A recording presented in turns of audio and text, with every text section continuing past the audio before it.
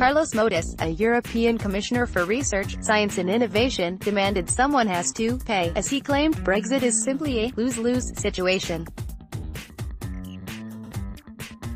Speaking on Euronews Global Conversation, Mr. Moedas said, "I think nobody wins with Brexit. I think we don't win. The UK doesn't. I think it's just a lose-lose for everyone. We just have to take the emotions out of it and try to do the best we can." Getty EuronewsBrexit news. Carlos Moedas claimed nobody wins at Brexit. "I think nobody wins with Brexit. I think we don't win. The UK doesn't." Carlos Moedas, the EU chief, said European researchers across the continent have to continue to get along after Brexit. Mr. Moedas said, "I can't guarantee. But I can guarantee that actually stronger than politics is people, and when you got to the UK university or you go to other universities in the continent and you see that the researchers today really have no borders," he added, "that is something that politics cannot break.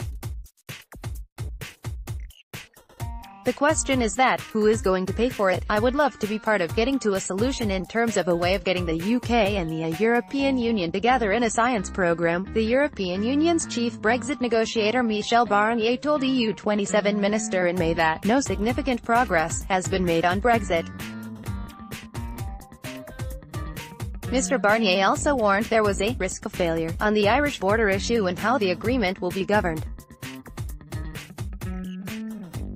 He said he believed the UK was a country preparing to join the Brussels political project instead of leaving it.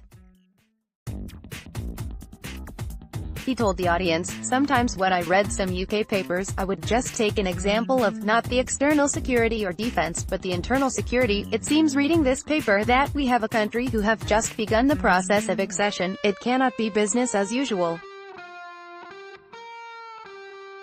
The British paper on internal security, they ask for many opt-ins they've never asked for in the past before leaving. Mr. Barnier also claimed little progress had been made on the Brexit negotiations. He added, "There remains 2 rounds of negotiations between now and June. No one must underestimate the rendezvous of June. I have said, and often said, the clock is ticking. Remember, the date of the withdrawal was drawn up by the UK itself, sending this letter in March last year. The UK government has chosen the date of withdrawal in March 2019. In response, Prime Minister Theresa May is expected to present a proposal to EU leaders which would outline a way to break the deadlock over the Irish border issue. The plan is reported to involve keeping the UK aligned with customs tariff rates set in Brussels. The move would only be a backstop proposal if other methods to avoid a hard border between Northern Ireland and the Republic of Ireland failed or were not prepared by January 1, 2021, after the implementation period expires.